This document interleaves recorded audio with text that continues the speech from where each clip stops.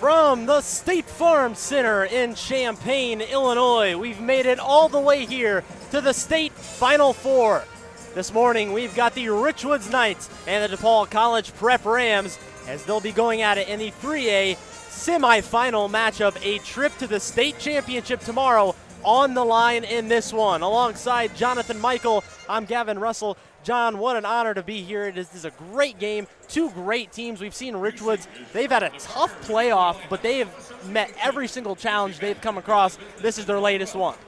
Yeah, first off, Gavin, it's such an honor to be here, much less spending the broadcast booth with you. It's our third straight year being down here, and obviously we're lucky enough to be down here for the third straight year broadcast. It's because the Central Illinois basketball has just been so good year in and year out. Another team in Class 3A. This time it's not Metamora, it's Richwoods.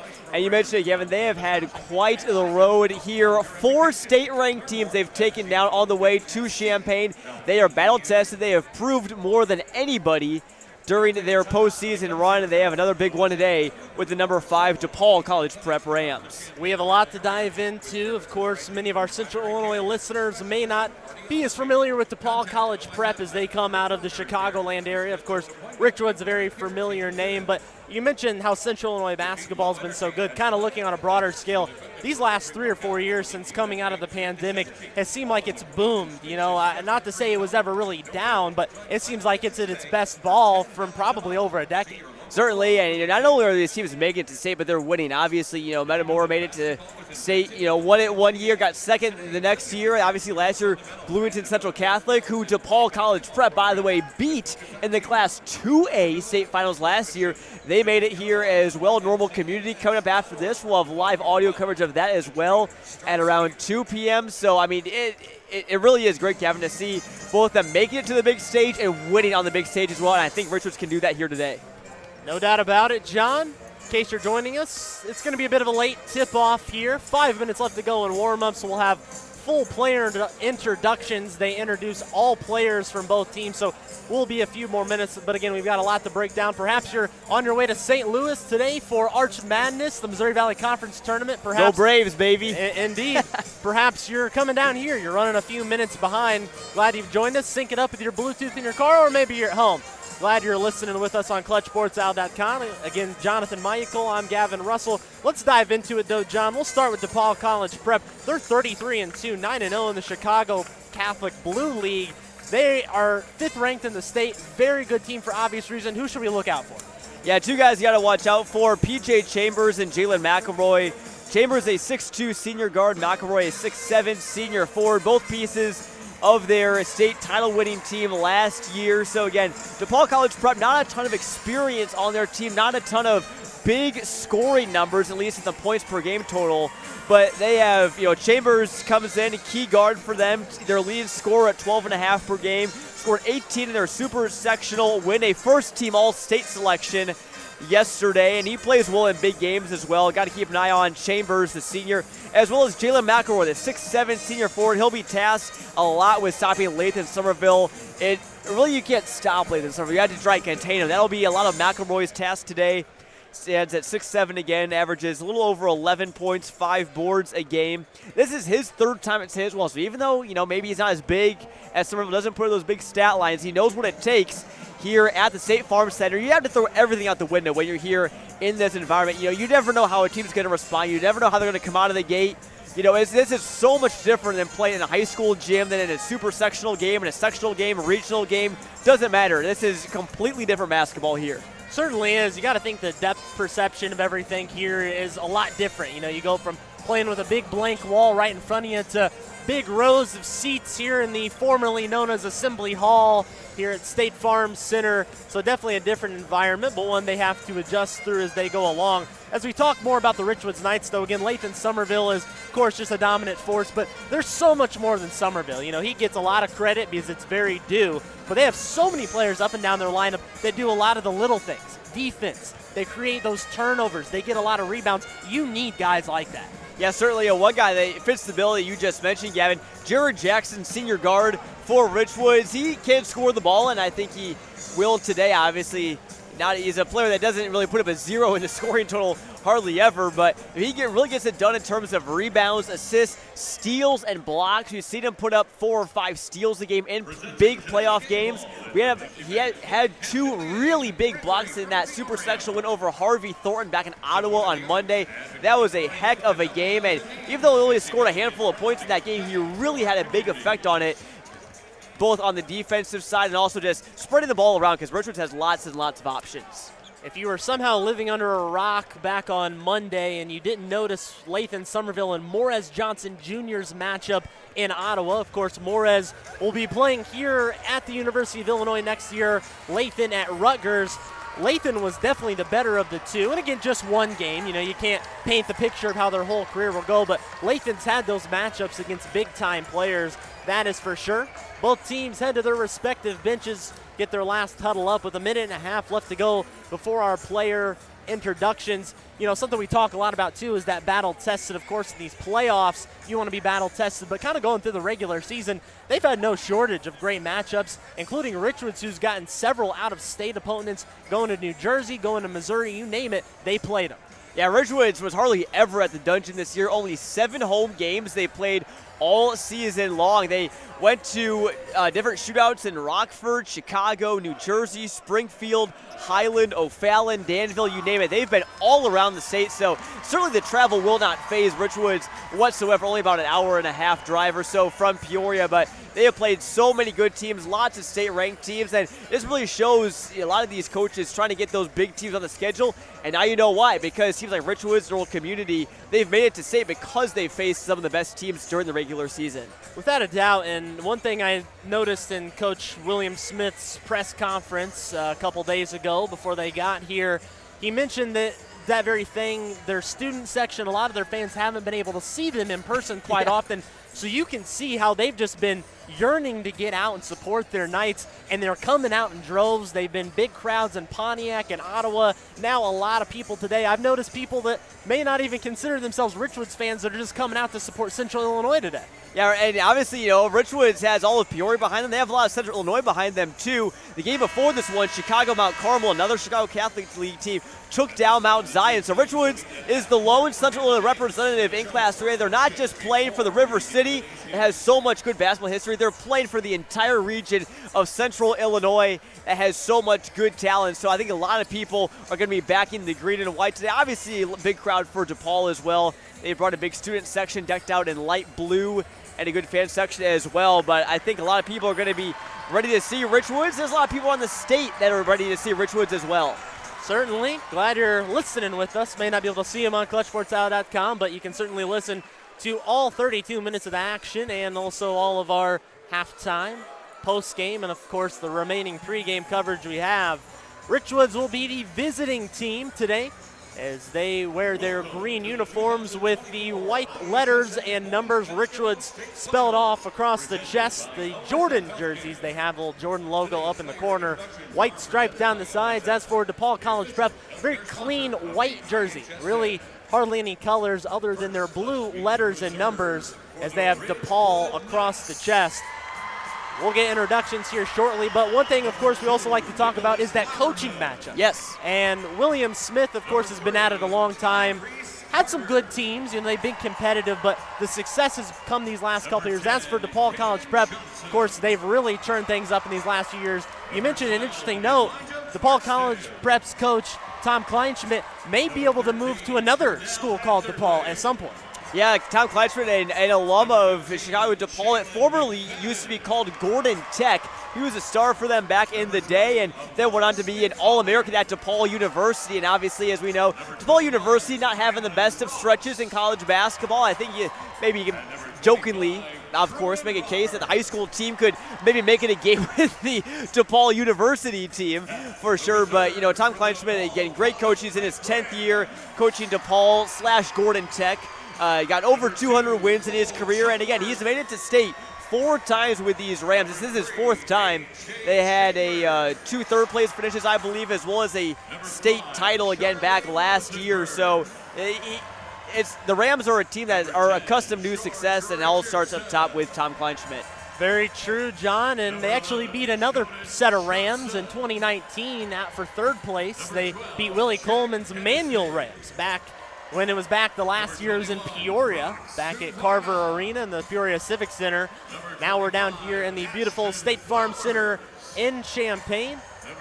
The Knights are looking for their first placing since 2010. It's been a little while. The Knights have historically been a very good team. They've made several trips to the state tournament when it was the two-class era as well, but it's been kind of a while, and they've never won a state title. Yeah, I mean, Richwoods, you look at their history, it's almost hard to believe they haven't won the state title. They've gotten to that game multiple times, but they just haven't been able to break through the wall. But this is the year they feel like they can. Having Lathan Somerville, I think, is really that X factor that can take them to that next level and potentially host that state championship trophy tomorrow evening. They certainly will hope so, and we've talked a lot about it with that super sectional game. You know, same with Harvey Thornton. They've been boxed out from time to time by those great dynasties of Peoria Manual in the 90s and Simeons and what have you, but this is their chance to write their own history down in Champaign.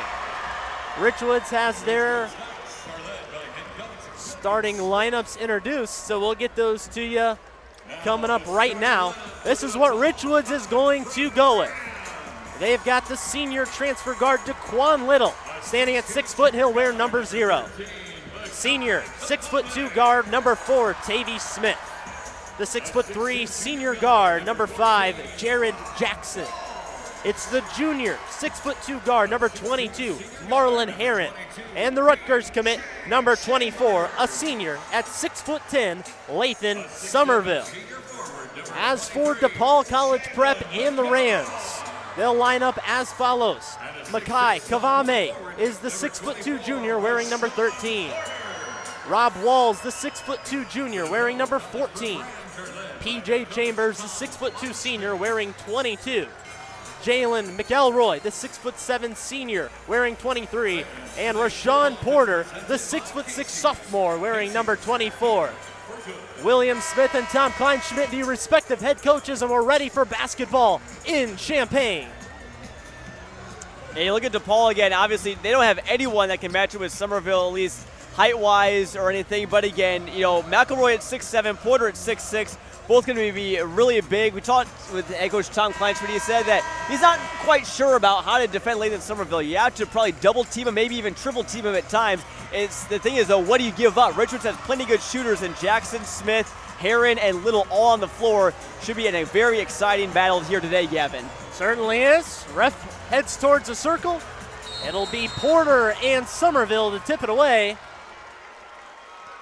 Ref tosses the ball up, and it's won by Richwoods into the hands of Marlon Herron and back to Jared Jackson as the Knights start with the basketball. And we'll see what this DePaul defense will bring. They switch everything. Their defense has been their best part of their game. They only allow 32.1 points per game. They are in a gauntlet to try and get through scoring the ball. This is going to be unstoppable force meets immovable object. Tavy Smith, top of the key, shoots for 3. Just a college 3, no good. Tipped away by Herron. And it's going to be out of bounds. It went off the hand of Porter, so it'll stay with Richwoods.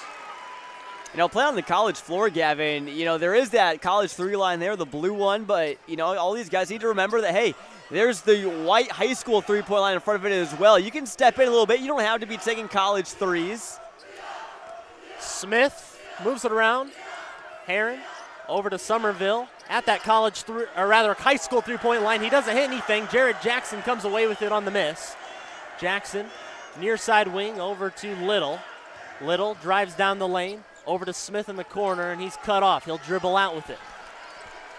Smith tosses cross court to Jackson. Jackson tried to make a move on the baseline, nowhere to go. 7 minutes to go in the first quarter. Jackson, back top of the key. Smith thought about a 3, makes a move, shrugs off, hit, turns it over, goes in the hand of a Ram. Yeah, and Smith kind of got hit there on that pass. I think he was expecting a foul, didn't get it called, and they saw there in that possession, Somerville being fronted there by McElroy and Porter, both of DePaul's bigs. They wanted to limit his touches as much as possible. Kavame drives around, drives down the lane, wide open, up and in for 2, 2-0 DePaul with 6:28 to go in the first quarter. That was a good move there from Makai Kavame. You know, Tom Kleinschmidt said he's not talked about enough. Doesn't have eye-popping stat lines, but does it all. He's a big pass-first point guard, but as we see out there, he can really take it into the rack and score. Marlon Heron, far side wing near the bench.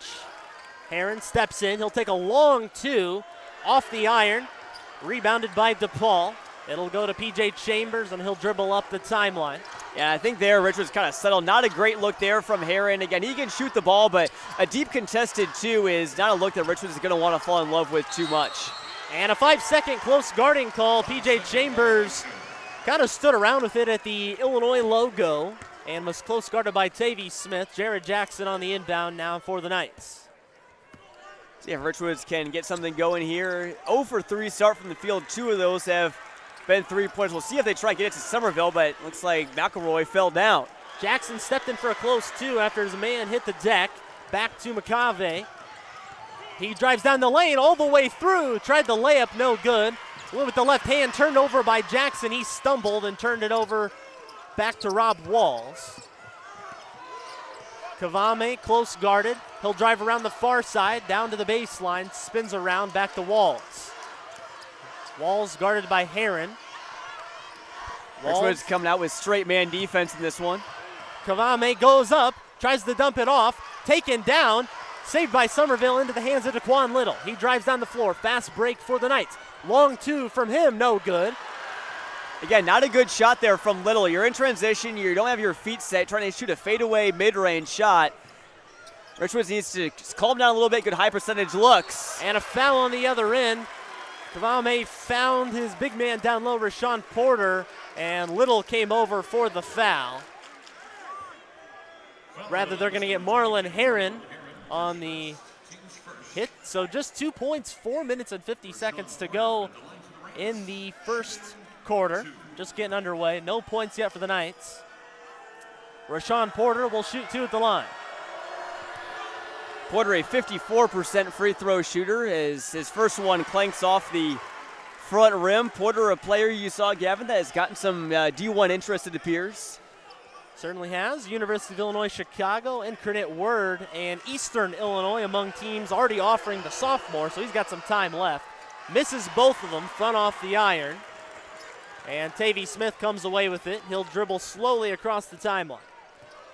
How about UIC, the Flames of Illinois Chicago taking down Southern Illinois in Arch Madness yesterday. They'll get Bradley later tonight. Three-pointer breaks the seal for Richwoods. DeQuan Little came up with it, hit the three-pointer. 3-2, 4:29 to go in the first quarter. Richwoods gets their first points of the game. And Little is a player that can really heat up in a hurry, Gavin. Earlier this season, there's a game that many still talk about. He drained, I believe, 6 or 7 threes in the first half alone. So if he gets going quick, could spell trouble for the Rams. Tough shot for P.J. Chambers on the other end. He took it around the top circle of the free throw line. And it's 4-3, DePaul. 4 minutes to go. Media timeout at the next stoppage. Little thought about a jumper, passed out of it, now down to Somerville. High post, kicks back, Tavy Smith, three-pointer is no good. Rebounded by Porter. And DePaul forcing Richwoods into some threes, and Richwoods, a good three-point shooting team, just haven't knocked out any so far. Walls drives down the lane, up, no good. And Somerville gets the board, he had the defense too. Tavy Smith down the other way. Goes down, Jared Jackson up under, couldn't finish though, and rebounded by Porter. Tough fall there from Somerville. He hit the deck hard, but he is back up ready to play. He's cherry picking at the other end. Here comes Somerville. He slams it home. Watch out below. Rim rattler from Lathan Somerville, and he pumps the crowd up. 3:15 to go in the first quarter, 5-4 Knights. And Somerville, fell down on that last play. Then Richards got a turnover. Somerville was just right there in position. Took his time, just kind of eyed up that rib like, I just want to destroy you, and he did. Still awaiting that immediate timeout. Down the lane, goes up, hard off the glass, and it's going to be a foul. And it's going to stay with DePaul. They're going to call a foul on the floor, a loose ball foul on Jared Jackson, it appears. And it will be. And we should be getting immediate timeout, as we will. So kind of a slow start offensively, but we know DePaul College Prep, of course, is a very defensive team. They hold teams to a pretty low scoring total, as they have all year. Richwoods, maybe a little unusual, though. They usually score some more points. Yeah, some interesting trends coming into this one, Gavin. Obviously, DePaul allowing just over 30 points per game. They've only allowed 32. 32 is the most points they've allowed in the postseason this year. They came in their regional title game against Mundelein Carmel. They have not allowed a team to score 60 points once this entire year. So we could see a defensive battle here today. You look at the score right now, 5-4, 2:53 to go here in the first quarter. And this one, I think you may think, okay, this is going to be a low-scoring game. Both teams aren't playing good offense. These teams play very good defense. Obviously, on the Richwoods side, you got Somerville knocking, he's got locking down the paint, I should say. He can knock down the three ball as well, is what I was going to say. But, then Richwoods as well, they've had 14 games this year where they've scored over 70, but only one of those has been in their last 10 games. So Richwoods has been able to win in every sort of game. They can win, low-scoring games. So they usually score about 50 or 60 at least per game. It's unusual to see them below 50, but I think, today they may have to, maybe break that streak, possibly maybe win a game that's 49-44, for example. Sometimes you just got to win how you win, especially in the playoffs. And, Richwoods has obviously had to come back from some things. They've had some teams kind of creep in on some leads. They've blown some leads. But I think if there's any team that knows how to play in late-game situations for what they've proven, it's got to be Richwoods. Yeah, certainly. Richwoods has really played well in the first and third quarters this postseason. That's where they kind of make their advantages. They got out to big leads against East Peoria, Kankakee as well, starting games on some huge runs before East Peoria didn't come back, but Kankakee did.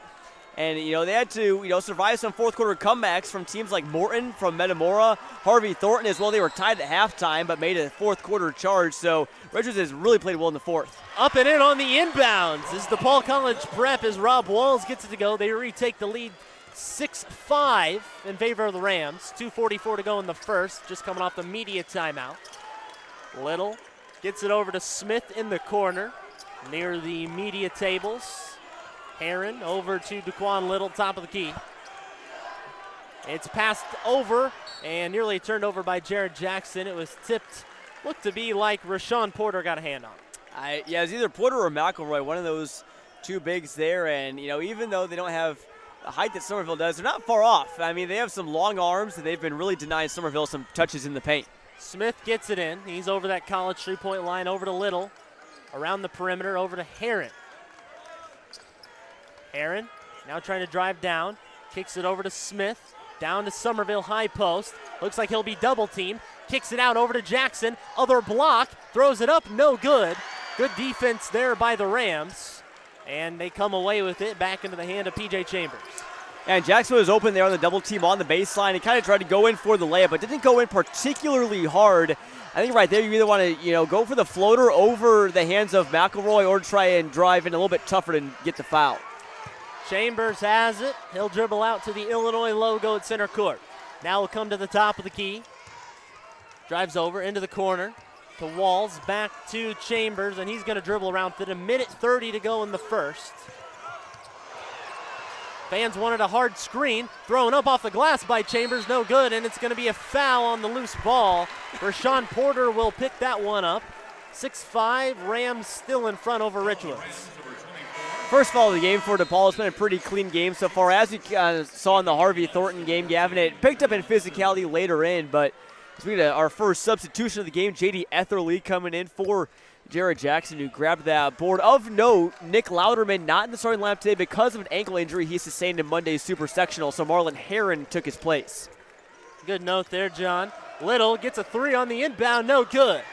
Just off the back iron. Rebounded by Walls, and just over a minute to go in the first quarter. Same score, 6-5. Here comes Walls driving down the lane. Gets it over. Back into Walls' hands. Kavame. Now he'll drive. Steps back. Guarded closely by Little. Gives it off to Walls, and it's going to stay with DePaul. It went off Marlon Heron's hand. Good defense here for the Knights. They're not haven't allowed anything easy all game long, other than maybe that game-opening layup for Kavame as Jackson comes back in for Tavy Smith. He'll get a breather, and Richwoods probably won't play a super deep bench. They got a lot of players, a lot of seniors, 9 on this team. 8 will be active with Louderman being hurt. Of course, it's a great sharpshooter for the Knights, has been all season long. He's donning that gray boot in the sideline. I'm sure he's just itching to get back on the floor. Unfortunately, won't be able to this weekend. And it's a jumper just past the free throw line from Rashawn Porter. 8-5 DePaul in front, 30 seconds to go in the first quarter. Richwoods looks like they may hold for the last shot. If you're Richwoods, I'm trying to get something going to Somerville. Hasn't scored yet in this game. I mean, Richwoods has only scored 5, but he hasn't really gotten a ton of touches. He's trying to get some position now on McElroy. Somerville has that lone dunk for the Knights. Oh, that's right, yep. And a foul on the floor. And that'll just be DePaul's second team foul, so really no harm, no foul. 11.9 seconds to go. They may try to foul intentionally once or twice more. We'll see what they do. Richwoods inbounds, throws it in as Jackson, goes high, Somerville gets it, spins around, high post, tosses it up, no good off the glass. Jackson with the rebound, it's stripped away. Here comes 3 seconds. Now 2, Kavame at the horn for 3, off the back iron and no good. And that's where we'll leave the first quarter of play. 8-5, low scoring, and it's in favor of DePaul College Prep. A pretty good half there from both sides. Obviously, defense is taking precedence as it does here in these state games, Gavin. Offense is not going to win you a ton of games here in the State Farm Center unless you are the Fighting Illini who put up 90, 100 points a game. Usually these games are, pretty low scoring. It takes teams a while to adjust. Again, the depth perception part of that, playing in the big arena. Thousands of fans are watching you, and I'm sure the players will tell you that there's maybe not that much pressure, but you do notice all these fans, so a good opening quarter to get both teams just kind of settled into rhythm, and we'll see what the second half brings. But 4 different players scoring for DePaul. Looking at some stats from that first quarter, it was kind of an ugly offensive quarter for Richwoods. They shot just 2 of 13 from the field and 1 of 5 from 3. Took a few 3 balls, had a couple of good looks. But I think what kind of hurt them early on is they didn't get in rhythm. They were taking a lot of long 2-pointers, and I almost wonder if it's the size of the court being a little bigger. Again, kind of that depth perception of where they're at. They were opting for long 2-pointers instead of stepping back for 3. Yeah, and Richwoods is a team that is pretty much like your traditional NBA team nowadays. They like to get high percentage looks down low, mostly with Somerville or the 3-ball. Not really much in between. They can knock down those shots, just haven't got any to fall today. So I think if you are Richwoods, I think you try and get the ball to Somerville, maybe try and force your bigs like McElroy and Porter to draw some fouls. We talked about Monday's game. Morez Johnson, he got 2 fouls early on Lathan Somerville in that first quarter. Had to sit the entire second quarter. That was a big help for the Knights. Allowed Somerville to get in rhythm. Knights didn't jump out to a big lead in that second quarter. They went into halftime tied. But, if you have one of those big guys on the bench, I think that's when you got to know, all right, here's where you got to go to Lathan, get him in rhythm, let him knock down a 3-ball, maybe let him, get an and 1 in the post like we've been so accustomed to seeing. Just got to find something that works, and Coach Will Smith talks with his group, just the 5 of them, starting the second quarter for the Knights, as again we're at the end of the first. It's going to be Jared Jackson, Lathan Somerville, Daquan Little. Making his first appearance today is J.D. Etherly and Tavy Smith. Etherly kind of a post presence, and maybe Will Smith looking to go toe-to-toe as pretty much all the scoring has come from within the 3-point line. 0 for 1 are the Rams from 3. And DePaul's not a team that shoots a ton of threes. They can knock them down. Their best 3-point shooter is P.J. Chambers at 39%. Also, Rob Wall shoots 50% from behind the arc as well. So you got to keep an eye on him. But, by and large, it's a team that likes to, get their high-quality 2s, some good looks down near the paint. And they were able to get it quite a bit in the first half, or first quarter, I should say. And the Rams will start with the ball here in the second quarter. Kavame has it on the Illinois logo, guarded by Little. He'll drive near side. Over, backdoor cut, thrown up and in over the hands of Lathan Somerville. Rob Walls, a tough 2, but Somerville looked like he wasn't trying to pick up a foul there. Yeah, good defense there from Somerville. I think he did all he could. That was just a better finish there from Walls. He sort of turned his body as he shot it, still got it up to go. Somerville has it top of the key now. Richwoods, nobody moving around. Now they'll start some action. Tavy Smith holds it still, gives it off to Jared Jackson. Now Tavy Smith, college 3-pointer, didn't hit anything. Off the body, but it's saved by DePaul College Prep. AJ Chambers brings it up over the walls, and they play catch.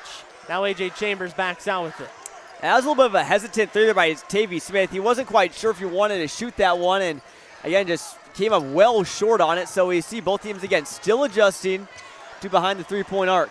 PJ Chambers, but it's tipped away by Lathan Somerville and saved by Jared Jackson. Long arms of Somerville get it. Now it's over to DeQuan Little. He'll move around. Back to Tavy Smith. Down low. Etherly goes up, and it's a charge on J.D. Etherly. Etherly doesn't care for that one too much. Nevertheless, a charge, and it'll go back to DePaul College Prep.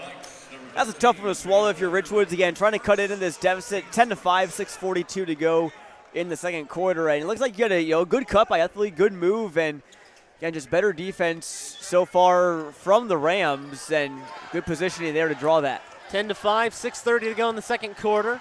Rams in front over the Knights. Here comes AJ Chambers, kicks it off, three-pointer is good. His brother PJ Chambers knocks it down from the corner, 13-5. DePaul College Prep firing on all cylinders, 6 minutes to go in the second.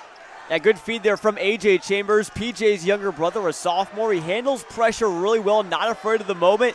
And PJ, same as well, knocking down that three ball. It's an 8-point deficit right now for Richwoods with 6 minutes to play in the second quarter. Tavy Smith surveys, holds it, gives it off to DeQuan Little, drives down the lane, over to Jared Jackson on the low block. He steps through, gets a man to pump fake, throws it up, no good. Somerville tried for the putback. He wanted a foul and no good. Throws his hands up, now back into the hand of AJ Chambers. He dribbles across half court. And again, just a really tough look there from Jackson. I think his goal may have been to just try and have Somerville reach up and try and put that one back home, but he just couldn't quite do it. Kavame around the corner and a timeout by the Knights, 15-5. As DePaul College Prep is not allowed a bucket to Richwoods since the first quarter, and they hold a 10-point lead. Yeah, that defense we talked about for DePaul is really starting to become apparent, Gavin. We had heard about it. We hadn't seen it before, obviously, but it is quite stifling. And, yeah, they switch everything. It's really led to a lot of trouble there for the Knights so far. Again, still plenty of time left to play in this one, but again, we have a big fella like Somerville who's so good off the roll. Obviously, Richwoods a team that likes to use the pick and roll a little bit because they have their big fella Somerville, and obviously with those pick and rolls, if you switch to the defenders, you can maybe lose that a little bit of that advantage you get from the pick and roll. Someone's always there to step in and switch onto you. So again, DePaul, not a huge team size-wise, but they're athletic. They can guard 1 to 5. Anybody on the court can guard. Their guards can guard forwards. Their forwards can guard guards. So there's not going to be a ton of mismatches in Richwoods' favor here today. Good points there, John. As out of the timeout, Richwoods has the ball. Then they have not scored since the first quarter, as they have 5.5 to go in the second frame. Again, just 2 of 15 from the field for the Knights to start with. 7 of 13 for DePaul College Prep. Tavy Smith has it near the corner, kicks it back out. Heron down to Jackson, free throw line. Now he gives it back to Heron. Heron steps through, backwards layup. He got it to go. A nice play by Marlon Heron, and it is 15-7. DePaul College Prep. Yeah, really tough look there from Harry. Got it to go, and DePaul making Richwoods work for everything, but sooner or later one of them's got to go down. Nice look there from the junior. Kavame stopped near the post, kicks it back out to Walls. Walls guarded by Heron, gets a screen, goes around it, now guarded by Somerville, and they'll kick it back out to Chambers. Kavame dribbles around with it. Gives it off to AJ Chambers. AJ off to Kavame again, a little dribble drive action. It's blocked, but a foul is called on DeQuan Little. He got some of the ball, but may have caught some of the arm too. I was going to say, Gavin, I did hear a smack through my headphones. I didn't know if it was skin against ball or skin against skin, but either way, it will result in 2 free throws for Makai Kavame. He's put together a really good game, Gavin. He's looked comfortable, and he's just found his spots, both when he's driving the ball and also the spots for his teammates sharing the rock as well. Kavame's first free throw is off. DePaul College Prep is 0 for 3 at the free throw line, so those free throws can add up, and that's something we probably didn't mention. Richwoods has struggled shooting the free throws over the last several games, and they have yet to shoot one today.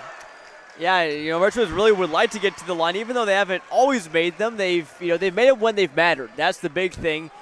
They've maybe, some leads haven't been as big as they should have been because they've missed some free throws, but when they need to make them, they can. Somerville, a very high percentage free throw shooter, so I'd like to see if he can get to the line if you're Richwoods.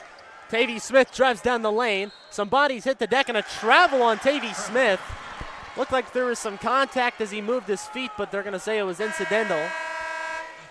And back to DePaul College Prep. Just lacking some rhythm. 4th turnover there on the Knights. Again, yeah, you mentioned that rhythm, Gavin. Richwoods hasn't really gotten into any of it so far today. I mean, it's been a long time coming between their baskets. I mean, they had that opening 3 there from Little. Then a couple minutes later, Somerville scored, and they've only got 1 bucket in the last about 8 minutes or so, that layup there from Heron. So got to start getting some soon, but DePaul turns it over off the foot of Porter. It's the deck, Little, other way. It's snatched away. Stays with Richwoods, but up in the air was Rashawn Porter, and he just took that one away. He just palmed the ball, and a timeout, the media timeout.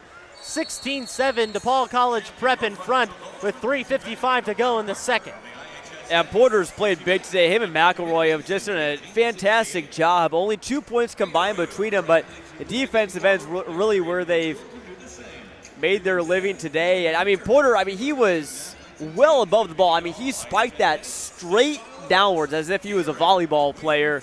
And that riled up the DePaul student section again. They come out in big numbers. Good student section for Richwoods as well. They're wearing all black. It's a blackout for them with their state-bound T-shirts, but they're a little bit more subdued right now, hoping to get some big buckets, some big threes to get them going. The good thing, though, for Richwoods is they're a team that can, really get that momentum going quick because they can score in flashy ways. They can knock down lots of 3 balls with Little, Smith, Jackson, get a big dunk from Somerville. It won't take much for Richwoods to get going, get their energy to pick up a little bit. I think they just need to, like we talked about, get into that rhythm. Got to draw something up special here and find that rhythm, as you're talking about. Again, Richwoods 3 of 17 from the field, 1 of 6 from behind the arc. Yet to shoot a free throw. DePaul College Prep has played some trademark really good defense and hold the Knights to single digits. If you're just joining us, media timeout. The under 4 and the second quarter. 3:55 to go in quarter number 2 at the State Farm Center in Champaign, home of the Illinois Fighting Illini. And it's Jonathan Michael and Gavin Russell, rest of the Clutch Sports media team, roaming around, writing some stories. I know we're going to have some great coverage coming later on CSM Overtime, some action from the press conferences and things, lots of pictures and videos. So we've got great photographers and things out here, but the story definitely going to be telling with the press conferences. Owen Dimple will be on that one. Yeah, that should be a good one. We'll try to get that out as soon as possible. Again, we're pulling double duty today. We'll have to try and get out and obviously you get that out as quick as possible and then turn around for normal community playing at 2 p.m. So that will be a big one as well. Ironman taking on Palatine. How about the Big 12? Yeah, we haven't mentioned it so far. 2 teams that make it to state. Obviously everyone knows Big 12 is such a good conference, but it's really rare that the Big 12 does send 2 teams to state. Obviously, it helps the communities 4A. Richwoods is 3A. They play different classes, obviously.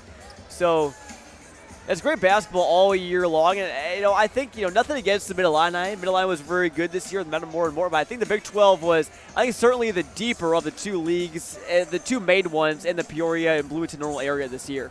I'd agree. And, it kind of fluctuates from year to year. But at the end of the day, Central Illinois is Central Illinois. And I think unless they're playing each other, they're going to support them here. Inbound to Tavy Smith under the media timeout now. Richwoods has it. Jared Jackson in the corner. Cross court to Tavy Smith. Zone look here for DePaul College Prep. Somerville at the free throw line. He'll back his way down. Triple team down to Smith. Over to Jackson. The nice passing for the Knights. Gets him a bucket 16-9.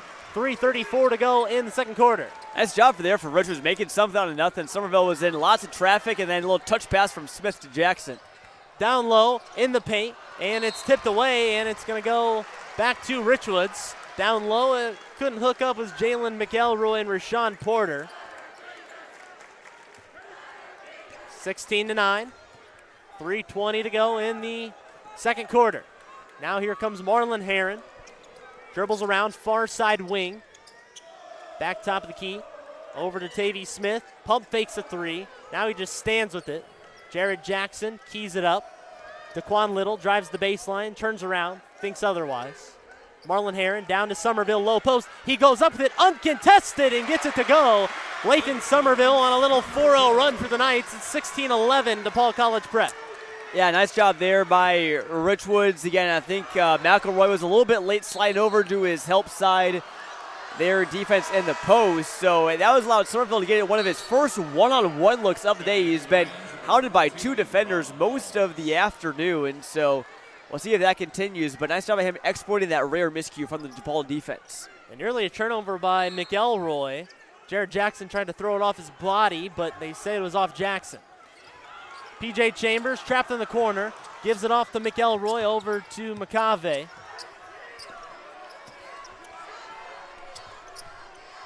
Cave, top of the key, gets it down in the lane. Porter drives up, and a foul, a blocking foul. That one's going to go, I believe, on Somerville. So a couple players in 24 going at it right there. It'll be 2 free throws for the sophomore Rashawn Porter. No one in that much foul trouble for Richwoods. They've got 5 team fouls total for the game, but none of them have more than one. So that's just Somerville's first, and a good foul there. Send Porter to the line, who's not the best from the stripe. Missed his first 2, but we'll see if maybe there's a reverse broadcaster's jinx. And how about that? He makes the first one. He had an earful from the Knight student section, who's off to his left. He'll shoot one more. 17-11, 2:28 to go in the second quarter. Second one is good. Porter reverses the tide on some poor free throw shooting and makes both of them 18-11 in favor of the Rams. Well, if you shoot about 50% from the line, you miss your first 2, you'll probably you make your second 2, even it out. So settled in right there. Back to Richwoods. Tavy Smith in the corner near the benches. Back to Jackson. Now over to Heron. Heron steps in, long 2, uncontested, no good. Flat off the back iron. Back to the Rams. And Heron was just left wide open there. Kind of hesitated, faked a little bit. Kind of was surprised he was that wide open and just, again, wasn't quite comfortable there on that shot. Another deep 2 from Richwoods. McCave back to Porter, and they'll play catch. Kavame kicks it over. Around the wing. He gets it, and it's going to be an offensive foul away from the ball. Kavame went around the world as far as the court goes, and he got the ball back, but on the other end, it was a foul. I believe that one went on Rashawn Porter. As either Porter or McElroy will get a look. Both players do have a foul right now. Again, that was just an offensive one, though. That one was... They're going to call it on Walls, actually. I thought for sure that was on McElroy or Porter. I believe they may be making a correction here. Went over to the scores table. Tom Kleinschmidt is less than pleased with what's going on. And now the officials will discuss. If you're Richwoods, you're going to want this foul to be on one of their big men, either McElroy or Porter, get them with 2 fouls rather than Walls, and who doesn't have any right now. And the officials discuss at center court. Tom Kleinschmidt, can't tell what he's saying, but he's yelling something at the officials, throwing his hands up. Not sure what his displeasure is there. I don't know. Maybe depending on who the foul is called on. He's talking respectfully to the referees. Richwood student section is chanting tee him up. I don't know. Kleinschmidt looking a little unhappy, but I don't think he's on the verge of drawing a technical foul. No, certainly not. Although the Richwood student section would be handing him several technical fouls by their hand signals, but it doesn't count what they say. If all the students were all officials, Richwoods would be shooting about 50 technical free throws here. So we would have been here a while. Certainly would be. I don't know if the 4A games would even happen. Had an official stoppage on some confusion, never really corrected. I think the foul will stand on Walls, at least is what we have officially. Richwoods inbounds, a minute 40 in the second frame, 18-11, DePaul College Prep in front. Heron, near side, on the wing, gives it off to Little, gives it back to Heron. They're looking for Somerville in the post, nothing going. Heron dribbles out, Over to Smith, over to Little. Little, deep three is good. DeQuan Little hits behind the college line. 18-14 in favor of DePaul. Just like that, Richwoods back in it. Only a 4-point game after being down 10. They were down 15-5 earlier in the second, in case you just tuned in. DeQuan Little may be that guy you need to go to today to hit that clutch shot. He's knocked down 2 triples. Kavame drives around, drives down the lane, kicks it off. Free throw line jumper. Porter is off the back iron. Clanks around and out. Back to Little. Under a minute to go in the second frame. Halftime nearing. Somerville has it. He drives down the lane. And a blocking foul.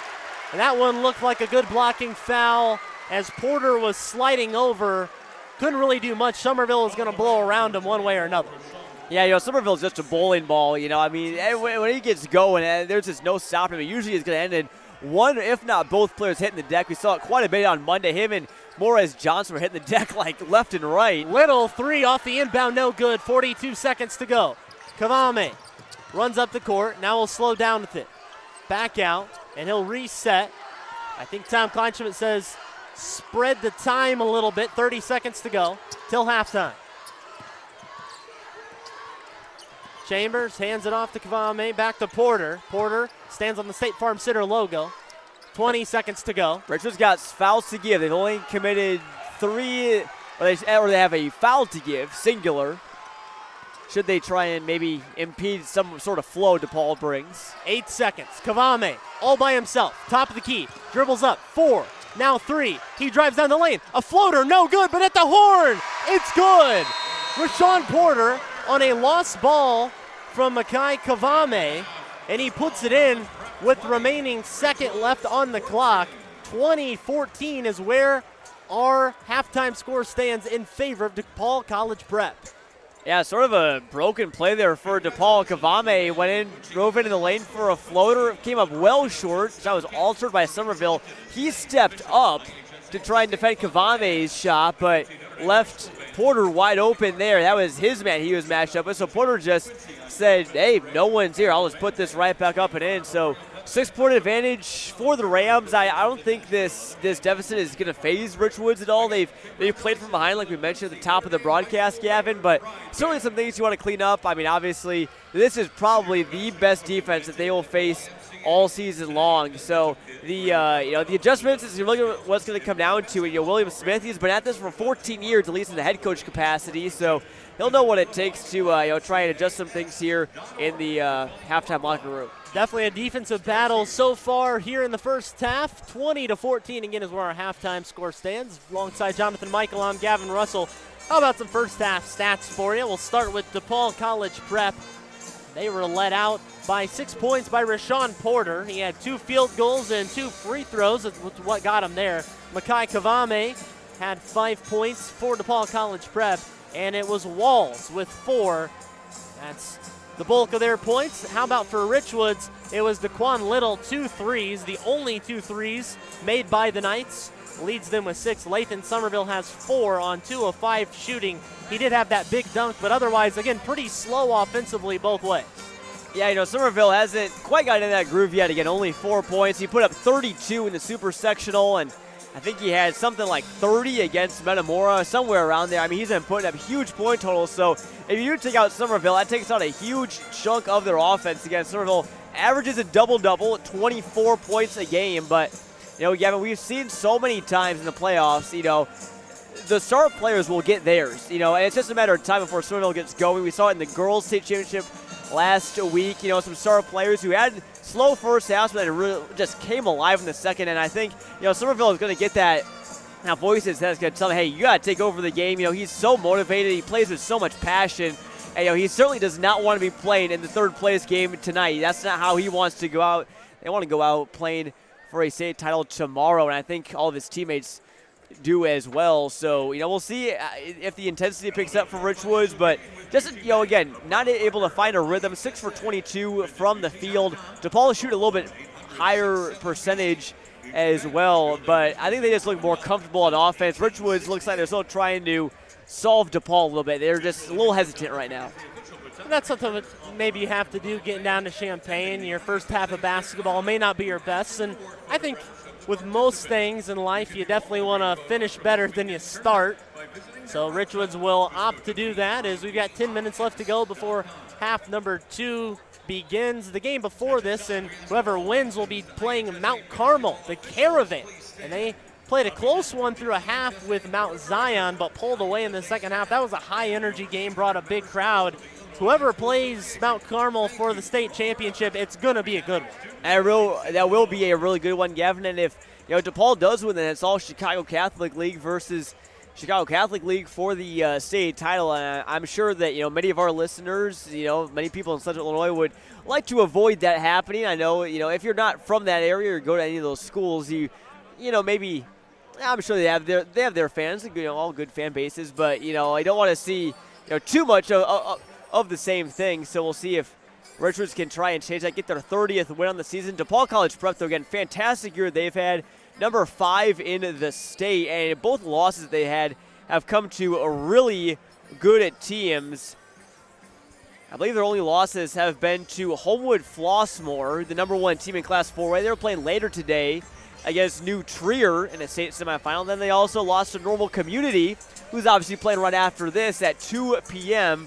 versus Palatine. We'll have live audio coverage of that again here on ClutchSportsIL.com. That loss to Community was only by 1 point, and the Rams were shorthanded in both of those losses. So, they're still dealing with some injuries right now. Jonas Johnson, a key piece for them, a starter on last year's state championship team that isn't playing today because he's been injured since January. But, this team is almost, they're very close to being unbeatable so far this season.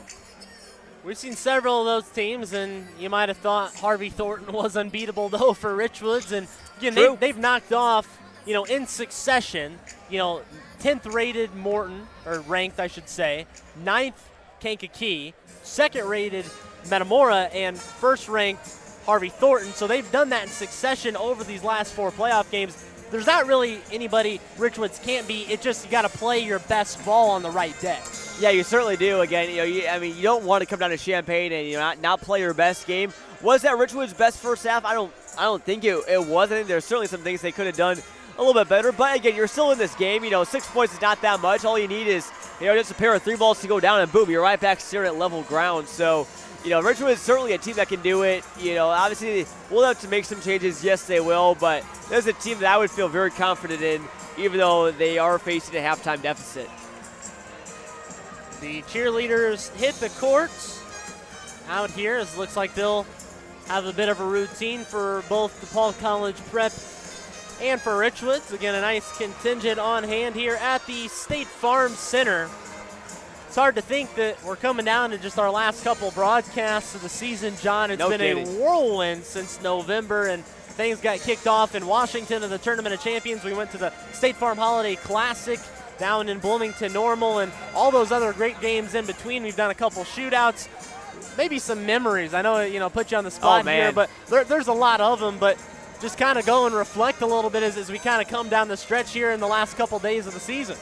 Well, first of all, Gavin, these last couple weeks have been, quite busy. We've been doing broadcasts up until this week, in which now it's just boys. For the last 2 weeks leading up to this week, we had broadcasts every day of the week, and sometimes multiple broadcasts a day, except Sunday. So, it was just absolutely crazy. You get home one night, you'd be driving to, Canton, Pontiac. Sometimes it was close, like East Peoria or Limestone. We go up to Bureau Valley, hour drives. And, you're just doing that every single day. You're coming home, you're writing a story for the game, you're waking up and, you're getting it posted, doing the next stuff. And, I'm the only full-time employee for Clutch Sports Media. So, this past week, obviously all of the help of you and everyone else has been second to none. And, everyone at Clutch has done a great job this postseason. Some guys have really stepped up and allowed us to cover, we provide a lot of good high-quality coverage both on social media, behind the camera, on the broadcast as well. But, I'm very much looking forward to this week, obviously, but I will also very much be ready for March 10th, where I can sleep in a little bit. As they say, John Rossi says, we sleep in May. For Jonathan Michael, you sleep on March 10th. And I will be sleeping in big time. Yeah, I don't blame you, John. It's been a long season, and, we wouldn't trade it for anything. But sometimes you got to take your rest, of course. baseball, softball, track and field, girls soccer, boys tennis, I believe, or girls tennis. Boys tennis. Boys yep. tennis will be coming up here in the spring, and got to give those sports a lot of love as well. We'll have a lot of coverage. We have a lot of individuals on our Clutch Sports team that played or participated in those respective sports that they are very excited to cover as well. So we'll have all that coverage for you. And again, no shortage of action coming on CSM Overtime.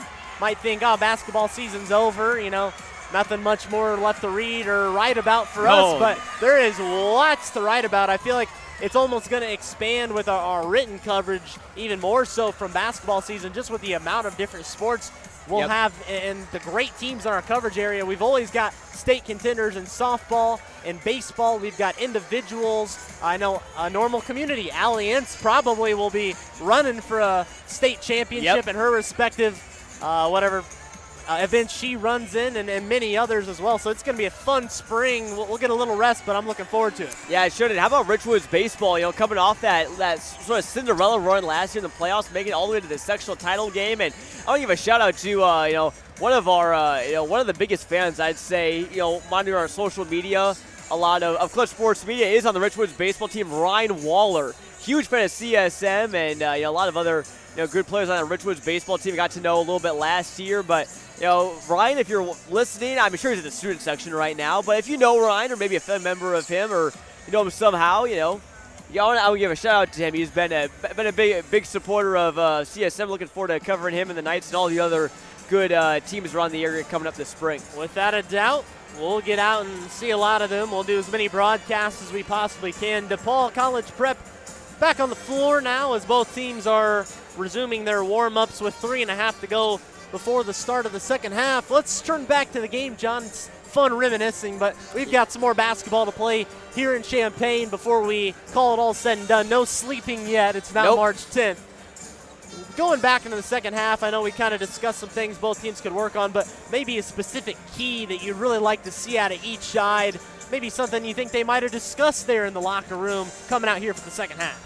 Yeah, I mean, if you're Richwoods, I think you want to get more post touches, especially to Somerville. Even if he doesn't score in the paint, he's going to draw 2 defenders. That's going to leave somebody open. And if it's Taquan Little, I mean, he's been knocking down some big threes. Tavy Smith hasn't knocked one down. He's 0 for 3 from behind the arc.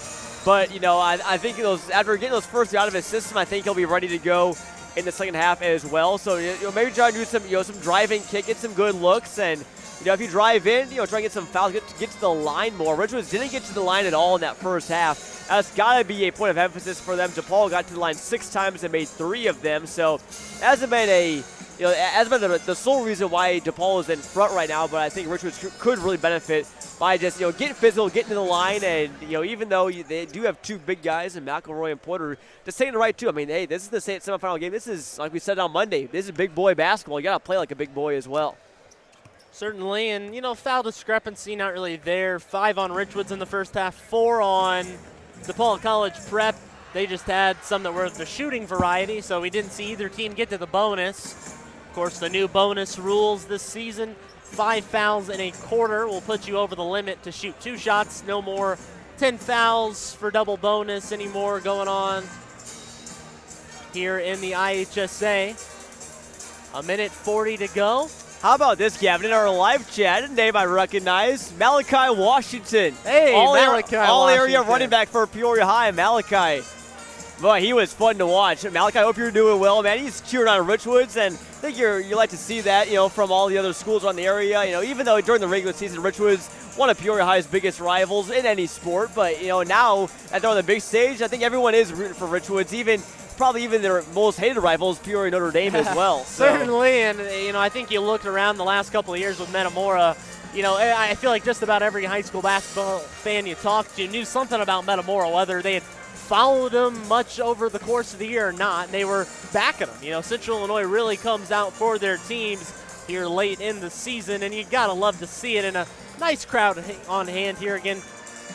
A lot of these seats filled. It's a big arena here at State Farm Center. You might think midday on a Friday, but a lot of people may be skipping work, not going to call anybody out. Maybe it took heck of a way to spend a day off of work. That's true. Hopefully a lot of bosses let people off for this state title game. Hopefully nobody's getting in trouble, but Glad a lot were able to make the trip, and if you weren't able to make the trip, glad you've joined us. Let us know in the comments who you're rooting for and where you're listening from. Perhaps you're driving on the road, as we mentioned earlier, but we'd love to hear from you in our comment section as the final seconds tick off the halftime clock and the energy starts to return back to life here in Champaign.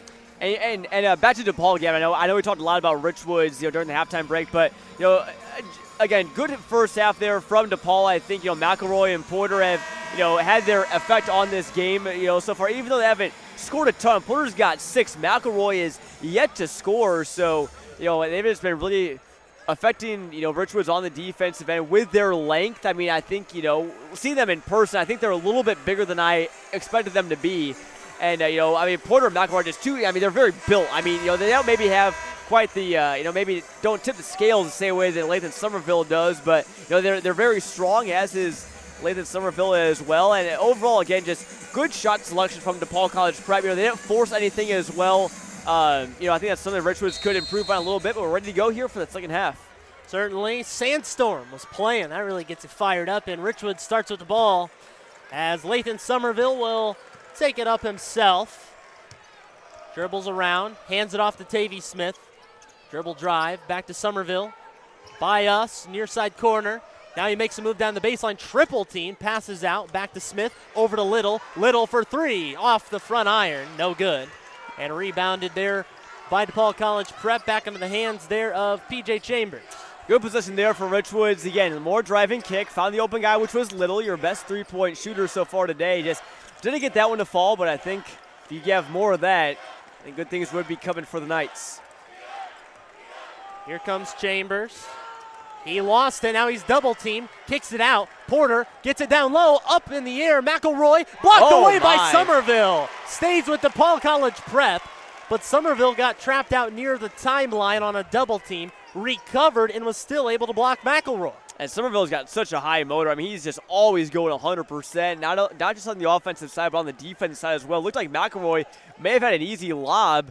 Porter threw it up for him and might have seen an alley-oop there, but Somerville was able to recover in time and get his first big block of the day. And a foul on the floor is going to go on to Quan Little. They're going to say it was a trip as Makai Kavame was trying to make a move. That's our first foul. Just under 7 minutes here in the third quarter. No scoring yet in the second half. 20-14 is where we stand in favor of DePaul College Prep. Inbounded to Walls.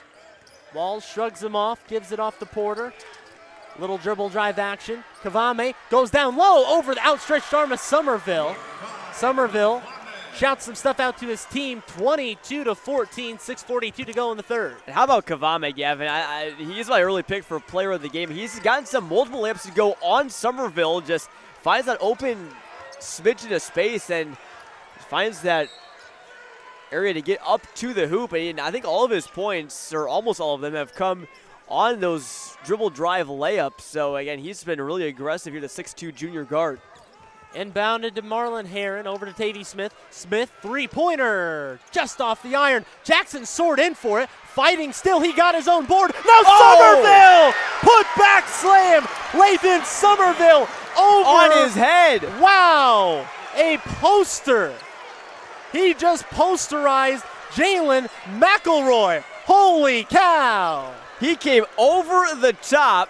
Great job by Jackson to just keep that one alive. Somerville just came flying there. McElroy turned around with a kind of a shocked look on his face. He couldn't believe what happened to him. And on the other end, it is Porter responding, but how about that? 24-16. We'll have to talk about that in a minute. Tavy Smith down the lane. He gets it to go.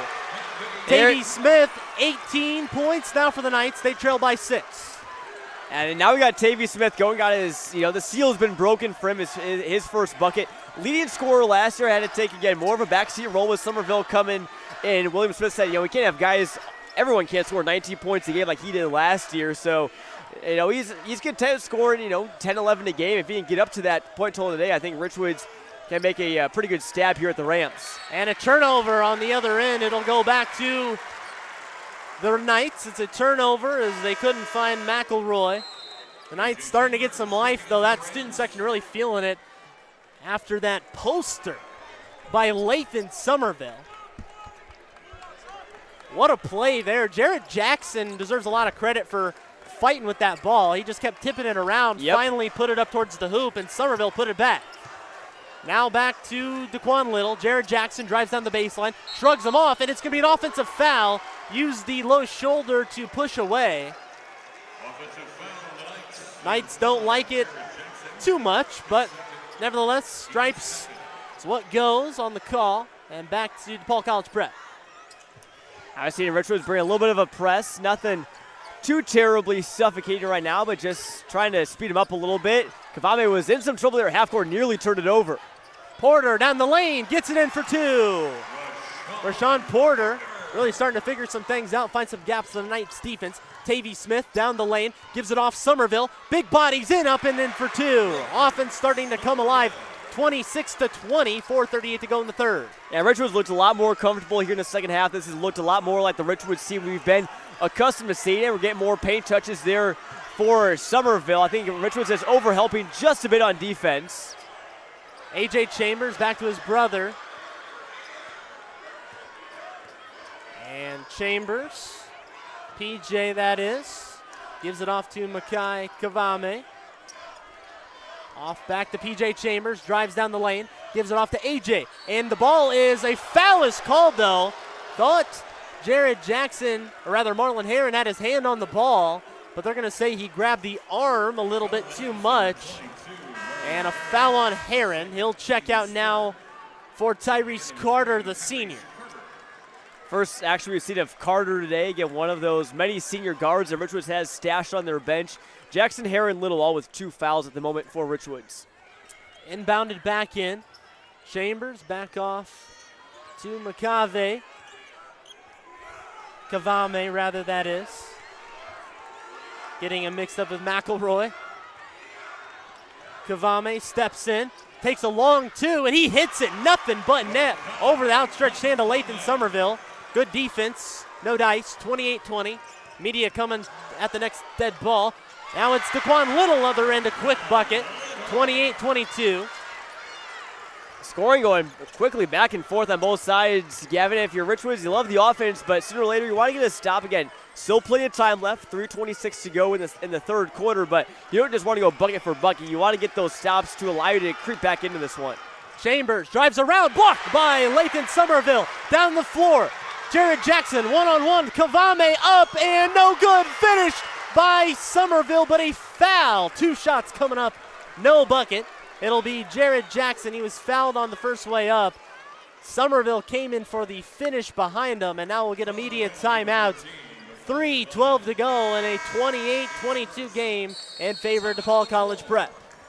William Smith liking what he sees out of the Knights, clapping and nodding his head. He knows that they're making their way back. Lathan Somerville talking to Jared Jackson, kind of giving that little pep talk that we saw him give to Marlon Heron before. Heron made those 2 clutch free throws that won the game against Ottawa on Monday, and obviously it worked. So, Somerville, again, is obviously their best player, but he also makes his teammates better as well. He just coaching them up on the court, telling them good sound advice, and I'm sure a lot of that he learned when he was down at prep school down in Georgia for the last 2 years. Likely did, and I want to go back to that posterizing dunk. Oh my, yeah. If I was sitting next to Stacey King, he would have had to pull the poster machine out, told the big fella to get up. But what happened on that play is you probably just heard us screaming with a lot of noise. The shot was thrown up. Jared Jackson came in to tip around the rebound about 3 times, kind of just pushed it towards the hoop. There was about 3 Rams surrounding the ball. I believe it was Porter, McElroy, and Chambers, or rather Walls, down kind of in the painted area. Jackson kept throwing it up towards the hoop. Finally, it rolls right off the rim to Lathan Somerville charging in and putting it down over the head of Jalen McElroy. And he came in with some momentum as well. I mean, he was running back down the flow after assuming that DePaul got the board, but then he turned around and said, hey, Jackson's still tipping this one around. I'm going to try and make a play on this one, and sure enough, he did. That is probably one of the most highlight reel-worthy plays that we've seen here in Champaign this weekend, and maybe the best one of the entire weekend. Hopefully Kenny Clifton got something that we can stamp on the front page of Clutch Sports Media Overtime later today. Or Ethan Genders or AJ Hollins. We got plenty of cameras in the building. Brock Engel taking pictures as well. You'll be seeing that somewhere. CSM will have that one as Jared Jackson shoots 2 free throws out of the timeout, and he misses the first one. First free throws, I believe, of the game for the Knights. It is. Jackson, a 70% free throw shooter. Jackson, second off the front iron, so he can't get them both. A little frustrated there. 28-22, 3:08 to go in the third. Now if you're Richwoods, okay, you got to have a short memory. Okay, you missed the 2 free throws. Well, you get a turnover right there at half court. Turnover, back into the hands of Jackson. He's double teamed into the corner, has to get away with it. Somerville spins around, goes up, off balance, off the glass. Lathan Somerville, what a shot off his left foot. In an awkward position, 28-24, 2:48 to go in the third. I wonder if the prep factory down in Georgia where he went to prep school teaches ballet classes as well, because his footwork there it's insane. I mean, it wasn't pretty, but he got it to go. Rob Walls has it now for DePaul College Prep, guarded by Little. Stifling, guarding in a timeout. It was nearly going to be a 5-second close guarding called timeout by DePaul College Prep. He wasn't getting rid of it, and Walls was being hounded by Daquan Little. Now all of a sudden, Gavin, 24-28, a ball game, 2.5 left to go here in the third quarter. Richwoods right back in this one. I think they've seized the momentum in this third quarter. We talked about them having good first quarters, good third quarters, and then they usually try and do whatever they can to protect their lead in the fourth. It's still work to do to have a lead before the fourth quarter starts, but I think this really speaks to the job that William Smith does and all of his assistants as well, Jeff Richards, Carl Taylor, what they do in the halftime locker room, because it clearly seems to work for the Knights. Coming out of the timeout, that's a quick one. Richwoods very briefly discussing matters. Probably the message there from Will Smith is, let's just keep doing what we've been doing. We're starting to get that feeling a little bit. We're starting to make things happen. We're scoring a little bit more. 28-24, a 4-point deficit for the Knights. And now we're back ready to go. Kavame on the inbound. And it's thrown over the head of Walls. Off the timeout, it's turned over, so now sparking more life into Richwoods. That just threw it right to one of their assistant coaches, straight into the bench there. So look at it, both head coaches' demeanors right now. William Smith, he's kind of got that, in the zone look. Tom Kleinschmidt is, last couple plays hasn't looked terribly happy, but, obviously big game. I'm sure he's, he's giving his team encouragement as well. So he knows that his team can bounce back. They've been in this big moment before. Again, in case you just tuned in, DePaul College Prep, reigning Class 2A state champions. Their enrollment got multiplied because they were a private school. That's why they're now in 3A. And it was shot by Daquan Little. It was airballed as he stepped in for kind of a long 2, so probably didn't have the touch there. It ended up going off the foot, I believe, of Rashawn Porter. Back inbounding is Jared Jackson.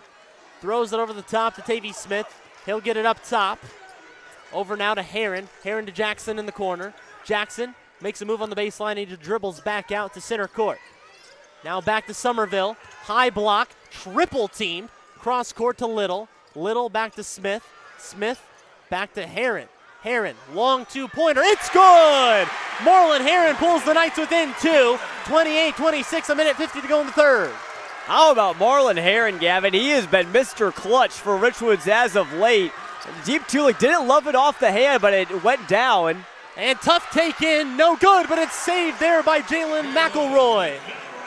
That's his first points of the game. A kind of a tip ball is anyone's ball. He's tipped it right up off the glass and in, so a little of an accidental bucket there for DePaul.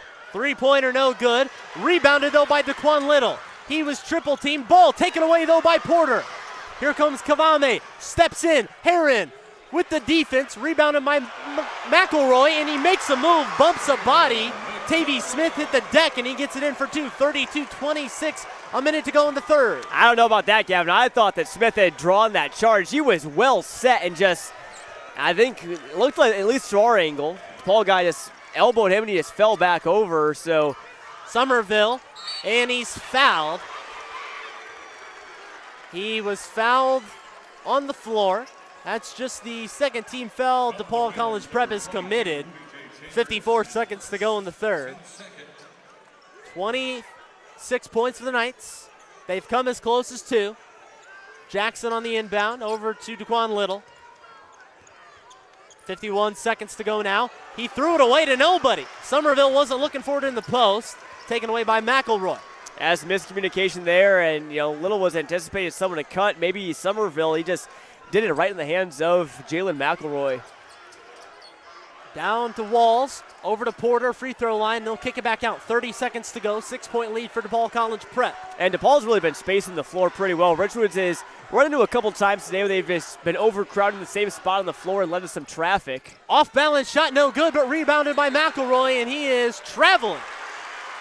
Thought maybe they'd get him a foul, but he traveled first, and a substitution here. Coming J.D. Etherly into the game for Daquan Little. No, he's going to come in for Jared Jackson. 18.6 to go. Knights will have a chance to have the last shot of the third. Rolled up the floor to Tavy Smith. He'll be the man here. Smith dribbles around, not doing anything with it. Now 10 seconds on the clock. 9 seconds to 8 to 7. Somerville in the post. It's tipped away. He saves it. Double team. 3 seconds and a double dribble. Somerville is emphatically saying that it was tipped. Somerville is not happy with the call. A lot of hands were in on that play. Hard to tell. Yeah, there was lots of traffic down there, and again, every time Somerville's gotten the ball, it's been tough for him to put it on the floor because he's surrounded by two guys that are 6'6", 6'7". DePaul nearly turns it away. Somehow saved. Chambers can't get anything at the horn. That is the end of the third quarter. 32-26. Somerville still bargaining that the ball was tipped before he turned it over. Some assistant coaches come over to greet Lathan Somerville, tell him, it's all right, we got it. One more quarter to go. And we've reached the final frame of regulation, 32-26. DePaul College Prep holds on to their lead. And a lot better shooting quarter there for the Knights. They got almost doubled their first half scoring output, and looking at their stats right now, it looked like they had made 6 of their last 8 shots. So they're starting to get into a rhythm. It's just got to come down to getting stops on the defensive end, and you got to limit those second chance opportunities. McElroy and Porter have gotten to the offensive glass sometimes and kept some balls alive for the Rams. So you have to box out if you're Richwoods. Obviously, you can put Somerville on one of those guys. We got to have someone else play pretty big for one of those other ones. That's the thing. Richwoods has one big guy. DePaul's got 2. So, how do you try and neutralize both of those? One of those players is going to have to play pretty big. I think it's going to have to be Jared Jackson. He's one of their most athletic players, one of their best defenders, especially in the post. So I'm looking for a big fourth quarter here from Jackson, Tavy Smith, those seniors that have been living for this moment, Gavin. And this is something you dream about your entire life. And, they have so many players that are seniors. This, is their last ride. If they don't want to play the third place game later tonight, so to try and keep that alive, you got to come out and play strong here in the fourth quarter. Coming out of the break, it was a very quick huddle for the Knights. They didn't say much, and the refs instruct them to head back to the sideline as they show some fans on the video board here at State Farm Center. Always a fan favorite. The student sections going back and forth, one cheering, one booing. That's the great day to spend as a high school student, getting out of class today, coming to Champaign. Probably pick up some food on the way back.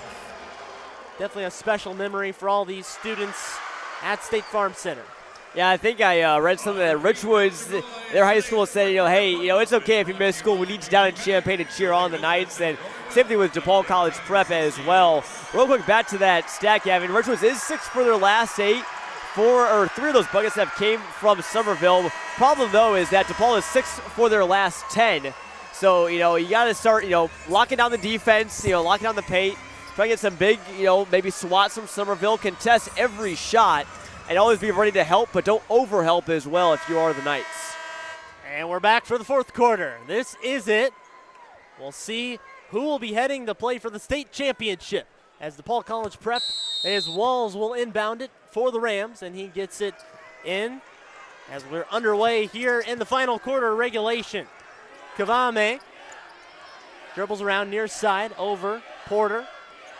Rather, that's Chambers. Chambers back to Kavame. Little slips. Now back. Chambers, three-pointer is good! P.J. Chambers, 35-26 in favor of DePaul College Prep. And Chambers was in kind of hibernation for a while, scoring the ball, and comes back with a huge three there. One of the Rams' biggest leads of the day. Turned over by the Knights. Into the hands of Kavame. Looking for Somerville in the low post. It was tipped away. They clear the floor. Rams being patient. Kavame drives down the lane, over the outstretched arm of Somerville, just high off the glass. And now 37-26, starting to put Richwoods on the ropes. Yeah, Richwoods has got to have a response here quick as Smith gets fouled on the drive, but Kavame just on the drive has been unstoppable today.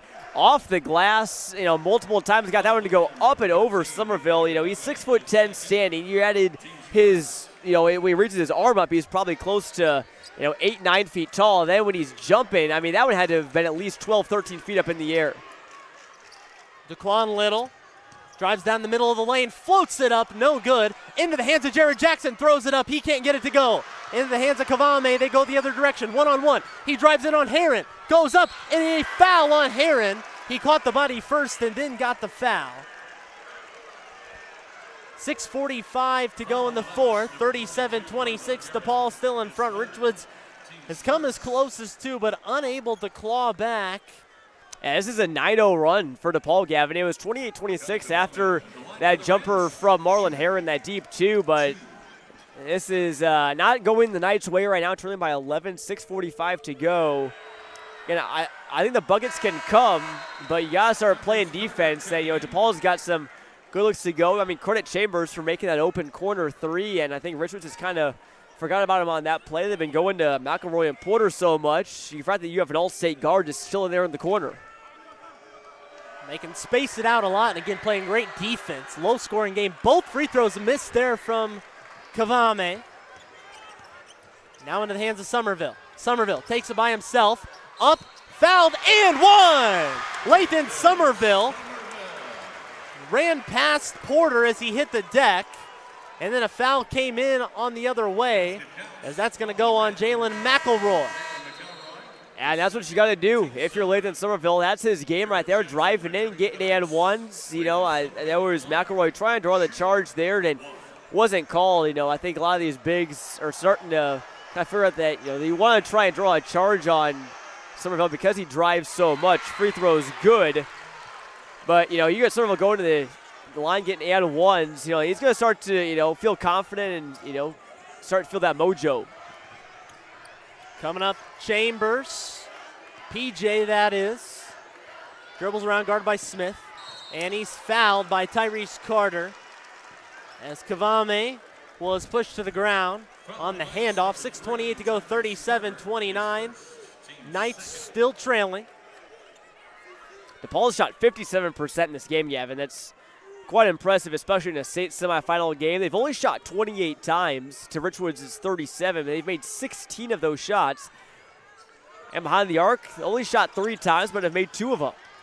Driving down the lane, stolen away, but then picked back up on the deck, throws it up. Walls gets it in. He'll kick it back out. He had a wide open layup, but Somerville recovered, and Walls didn't want to get blocked. Nearly a turnover. Good hands by Daquan Little. Almost got the takeaway there, but good recovery there by the Rams. There's a turnover. Turned over. Here's Jared Jackson, 2-on-1, goes down. Little throws it up off the glass and in. 37-31, 5:56 to go in the fourth quarter. Now Richwoods fans come to life. Little full court pressure. Walls gets a screen in the backcourt. He's guarded by Little. Walls still dribbling. Got to continue to play defense. Defense is going to win this for Richwoods. They can score 6 points in 5.5 minutes easily. Kavame drives down the lane, hands it off to Porter. Porter with some contact up and in for 2. 39-31, 5:28 to go in the fourth. And what's made DePaul so lethal today is, out of the drives, they've got a lot to go off the drives, especially with Kavame. And, Richwoods has been sending the guy up to, help there, but it's left McElroy and Porter open for some wide open looks down in the paint like Porter just got there. He's got 10 on the day. It's a long 3, nearly an and 1. As Porter jumped out, didn't give space for Somerville to close out. I don't know if it was a long 2 or if his foot was behind the line. They will say 3 shots from Lathan Somerville. 5:10 to go in the fourth. It's 39-31 DePaul College Prep. I think, right now if you're Richwoods, you want to get contributions from everybody ideally, but I think this is a time where you may just have to, hop on Lathan Somerville's back and, see if he can carry you to victory. I mean, you see him right now, taking those threes, getting into the lane. I mean, he is, every time the ball is going to be in his hands, he's going to be looking to score. I think, we're at that point in the game where he can pass the ball. He does pass very well for a big man. But I think right now he's going to be looking to, put the team on his shoulders right now. He misses the second of three free throws, so he's 1 of 2 so far, 39-32. Etherly coming back in for Tyrese Carter. Etherly gives you a little bit of size at 6'4". We'll see if he matches up with either McElroy or Porter. Third free throw is good, so he goes 2 of 3 at the line. 6-point ball game, 5:10 to go in the fourth.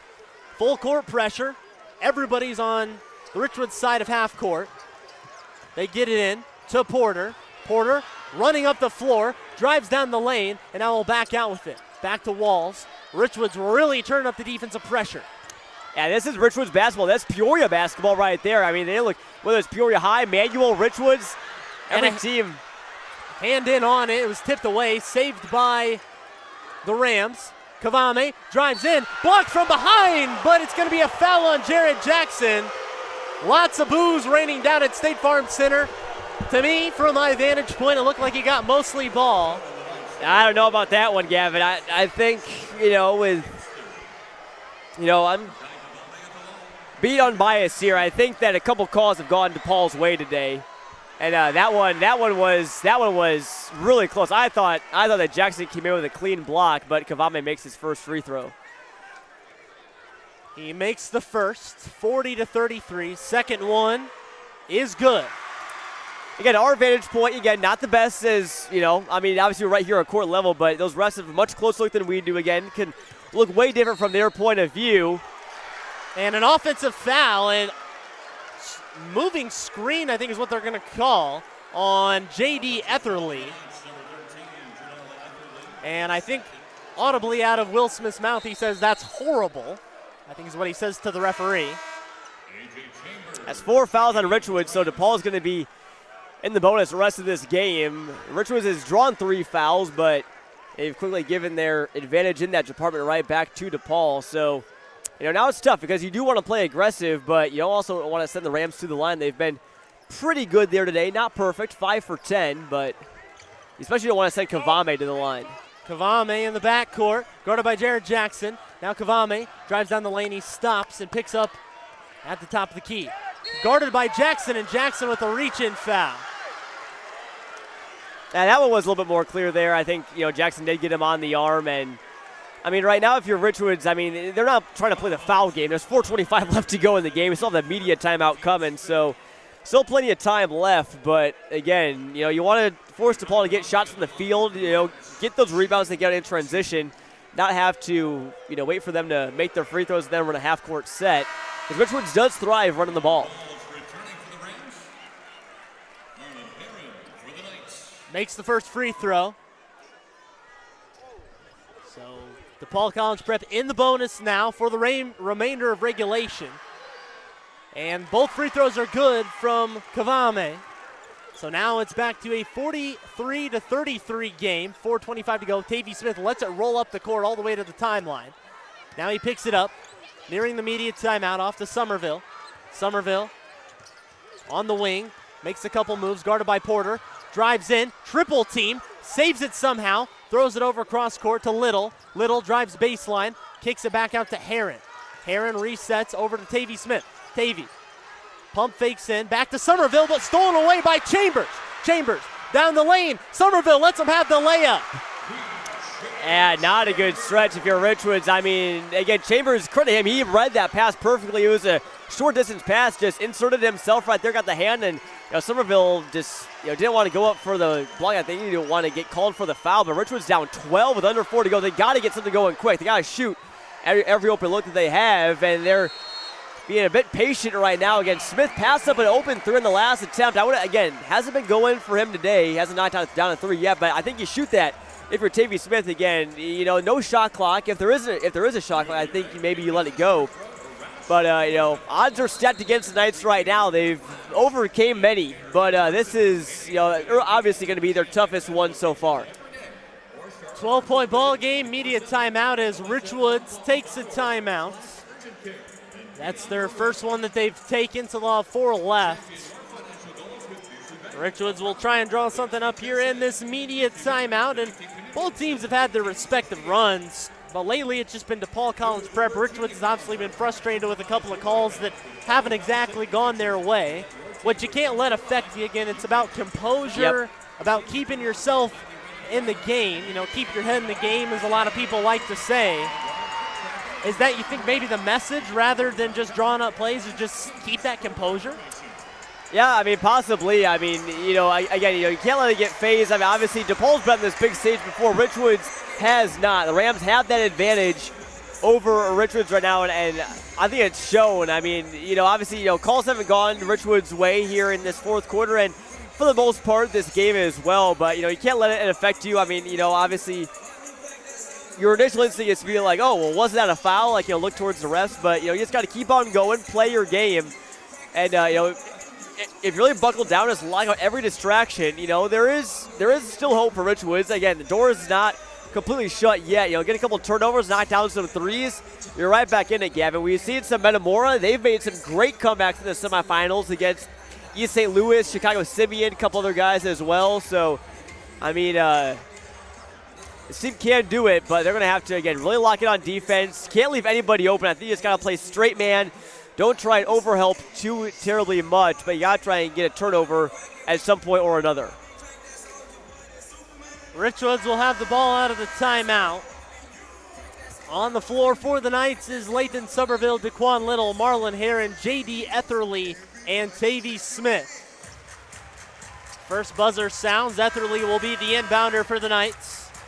Again, Gavin, I don't know if you mentioned, Jared Jackson's on the bench with 4 fouls right now for Richwoods. It's not something you want. Again, he's such a good player on both ends of the ball, but really putting the work on the glass today. Just 1 for 8 from the field, but 7 boards for the 6'2 senior guard, Jared Jackson, today. Etherly inbounds to Little. Little drives around top of the key, over to Heron. Heron now drives inside, over to Etherly. Little give and go, it's tipped away, and nearly stolen as Porter crashes hard into the stanchion, the video scores table. Gets helped up by a couple assistant coaches. Well, Rashawn Porter's just played a fantastic game today. I mean, he's really brought the energy on both sides of the ball, and right now he's not making it easy for Richwoods at all. I mean, even those little passes, I don't know if Porter was the last one to get that steal, but again, DePaul's defense is everything it's been cracked up to be, Gavin. Lathan Somerville, 3:16 to go, 12-point lead for DePaul College Prep. Somerville about lost it, now he's double teamed. Gets out of it, and a foul on Porter, a blocking foul on the floor. That was their last foul to give, so one more will be bonus time for the Knights. 3:09 to go, 45-33, DePaul College Prep. There's 4 on Porter. Looks like he will stay in the game, and I think that you probably have to if you're DePaul. I mean, you don't have many bigs on your bench, and we're close enough to the end of this one. I think you just trust Porter to play the rest of this one. Down low, Jackson can't get it to go. His second effort is good. Porter couldn't snag the board. 45-33, 3 minutes to go now in the final quarter of regulation. 45-35. Rather, yes. Yes. Kavame gives it off to Porter. Tavy Smith picks him up. Down low, gets it off, Walls, up, and it's a goaltend. No, a foul is called on Jared Jackson, and that means he'll foul out of the game. Yep, that'll be it for Jackson. Carter will check in, and again, Richwoods, you want to be aggressive and try and jump those passing lanes, but right now, again, the risk you run is, you just leave guys wide open, and then you have a guy that breaks late in towards the hoop, fouls him as well, gets the bucket to go, and that's just a killer right now if you're Richwoods, and Rob Walls will have a chance to make it 3 here at the line. 2:45 to go, 47-35. As DePaul College Prep has pretty much held this lead the entire game. Richwoods led, I think, 3-2 after that Daquan Little 3 back in the first quarter, but that was their only lead of the day. One more for Walls. His free throw is money. 48-35. Tavy Smith brings it up, 2:42 to go in the final quarter. Thrown up, three-pointer just off the front iron, taken down by Porter. Yeah, it's just not been a good shooting day from Smith. 0 for 5 from behind the arc, and I mean, I'm sure it's what he wants back. You got to feel for him again. Senior guard that's been lived his whole life for this moment. And again, I mean, it's hard. It's hard playing in front of, thousands of fans in a arena bigger than any arena you've ever played in before. Walls off the Porter. 2:11 to go in fourth quarter. Porter's hounded, gets it back off the Chambers. Timeouts by DePaul College Prep, and really now it's just the clock working against the Knights. They're without Jared Jackson, who's fouled out. They trail by 13, 48-35, and that defense really coming to play for the Rams. Yeah, certainly. I mean, Richwoods got some big buckets here in the second half, but just, again, that one by Heron, it felt like, that cut it to 2. Felt like they were going to, make their run right there, but DePaul came back. I mean, we talked about their defense so much. Their offense has played really, really well. I mean, I don't think Richards has played a bad game defensively. I mean, obviously, you're playing against a team you've never played before. You don't know how to game plan for them that terribly much. At this point of the year, you're just trying to keep guys healthy, just do walkthroughs. You're not going to have really intense practices. I mean, I'm sure Richards watched a lot of film, as did DePaul, but, I think, DePaul has played like they've, been in this moment before. Again, taking lots of high percentage shots, 19 of 31 from the field. That will get it done. Not many empty trips for the Rams. Richards on the other side, they've had, both teams have had 11 turnovers, so that's been pretty even, but Richards 15 of 41, shooting today. That's good for 37%, but 2 for 12 behind the arc. Obviously Louderman being hurt today doesn't help you. I think right now is a point in the game you really would want Louderman on the floor, but right now you're going with 2 bench guys on the floor, and Carter and Heron. Not saying they can't get it done, because they certainly can, but ideally you want to have guys like Jackson and Louderman on the floor that can knock down the 3 ball as well. Inbounded, Walls gets it into Porter on the far sideline near the bench, and it gives it off to Kavame, and it's turned over. So 2:01. Just a tick away from the 2-minute warning. Not playing football, though, I guess. 2 minutes left in the fourth quarter. It's a 13-point lead. Tavy Smith gets it back to Marlon Heron on the inbound. Got to score quick if you're Richwoods. Heron gives it away. Fought for on the ground, and it'll be a jump ball, I believe, is Tyrese Carter. It'll stay with Richwoods. And every time the Richwoods put the ball on the deck, I mean, there's been hands just in there all the time. I mean, DePaul is really just taking every opportunity they can get. Even if it's just a simple dribble, there's already hands in there. And now the ball boy will wipe up the perspiration on the floor. Staying busy. A nice young lad doing a good job. Now is going to be inbounded by Marlon Heron.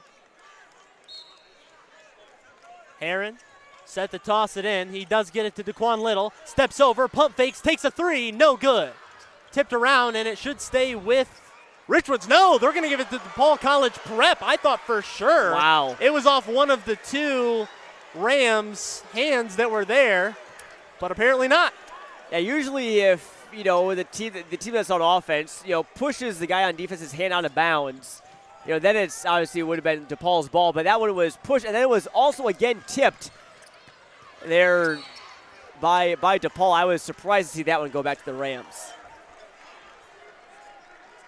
Unfortunate turn of events there for Richwoods, and now coming down the floor, it'll be a take foul with 1:42. Tavy Smith collects the crime, and it'll be shooting 2 at the line for PJ Chambers. And at this point in the game for DePaul, you make your free throws, you can pretty much ice this one away and move on to play Mount Carmel tomorrow, but he misses his first.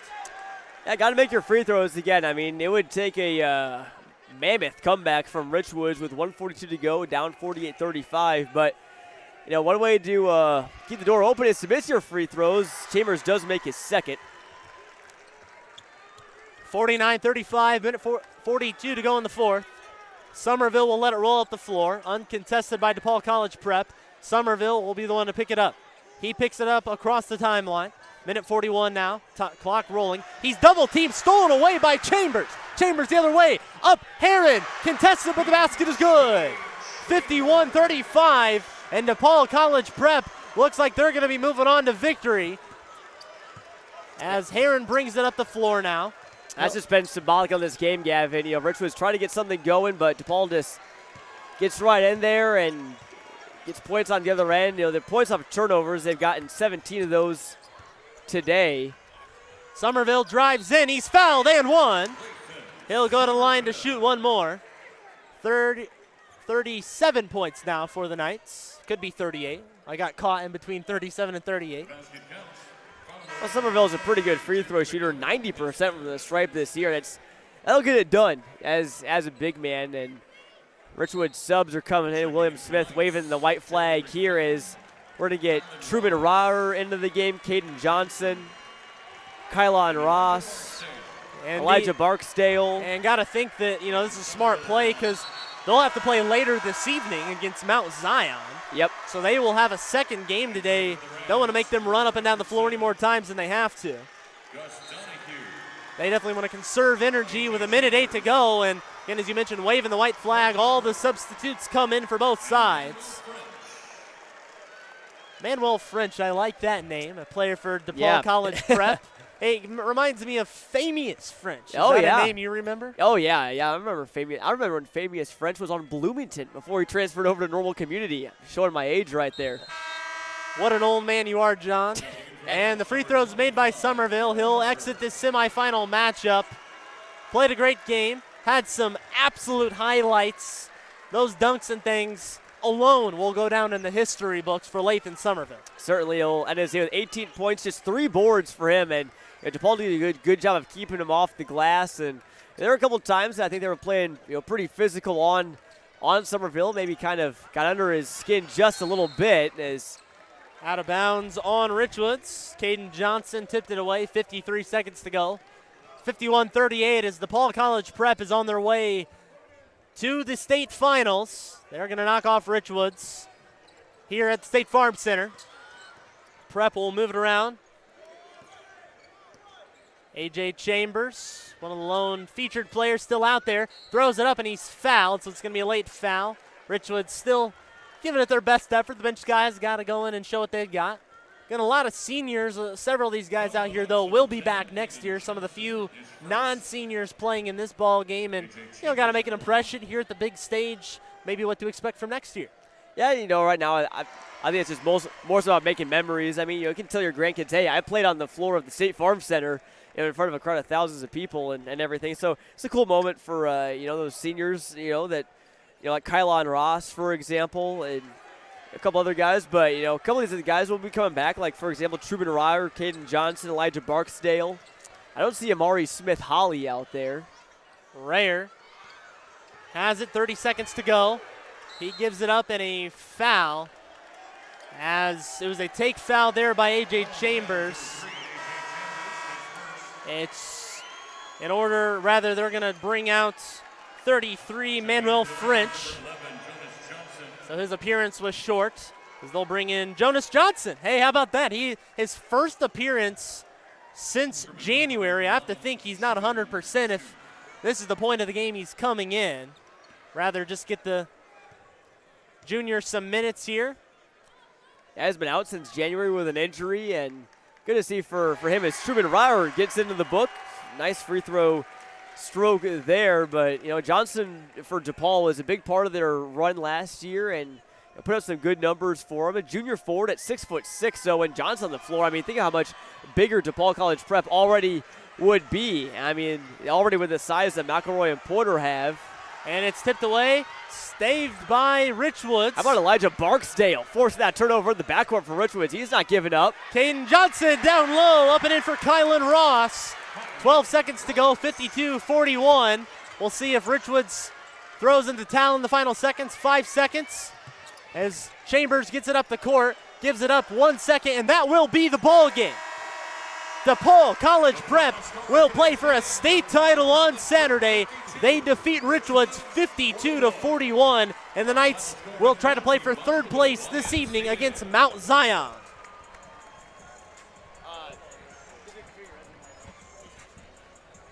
A well-fought ball game. We saw some massive action that, again, we'll have to get you posted up on our social medias, our pictures and videos.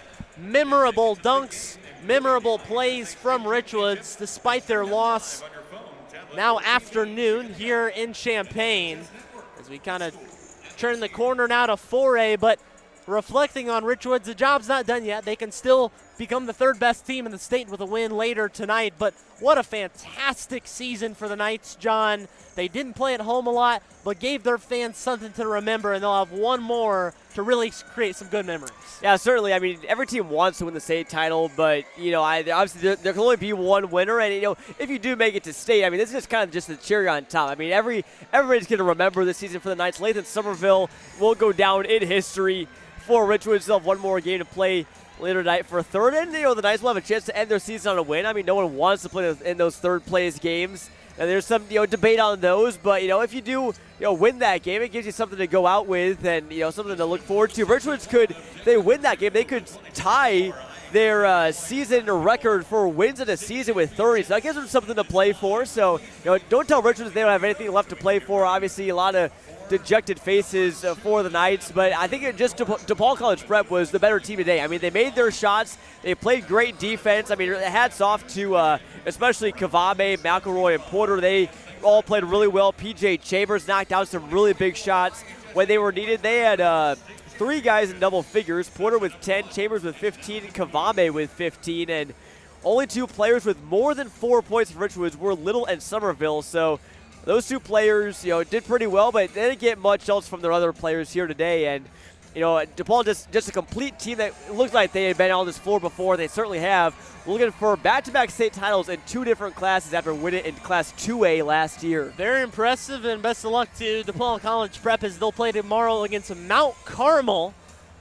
The Caravan will take on the Rams, so we'll see who comes out on top of that one against Richwoods. Tonight we'll play against Mount Zion later tonight at 6:30 back here at the State Farm Center. Some final totals for you leading the way today for Richwoods was Lathan Somerville, 7 of 11 from the field, 18 points for the senior, playing in his second to last game with the Knights.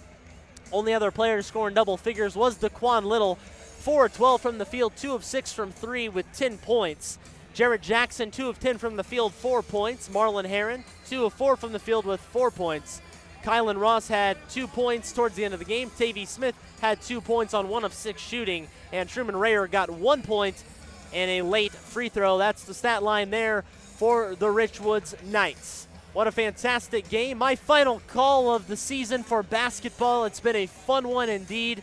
Looking forward to watching a couple more games, though, here at the State Farm Center before I'm off to St. Louis to watch Bradley play at Arch Madness. But a lot of basketball coming up for sure here at State Farm Center. You and the boys will have the coverage, and just a lot to reflect on. A great basketball season. It's been fun calling with you, John. Yeah, it really has, Gavin. Being sharing the booth with you is always one of my biggest joys, and it's just a privilege to call these games out at the State Farm Center. Again, hats off to Richwoods on a great season. Not over yet. Talking about that third place game later tonight. We won't have an audio broadcast for that, but we will have social media coverage for it, and also maybe an extra story as well. So we will be in the building, just won't be here for the broadcast, but we will have normal community coming up at 2 p.m. Well, again, we'll have photos, videos, a story coming from that game as well as this game as well. So keep your eyes peeled on CSM Overtime, clutchsportsil.com/overtime. Subscribe if you haven't already. We'll have lots of good stuff coming there to wrap up basketball season, as well as looking forward to baseball as well. But just a good game here. Gavin, obviously not the result you want if you're Richwoods or Central Illinois, but again, they gave it all they had, and DePaul was just a better team today. Hats off to the Rams as they take on Mount Carmel for the state championship tomorrow here in Champaign.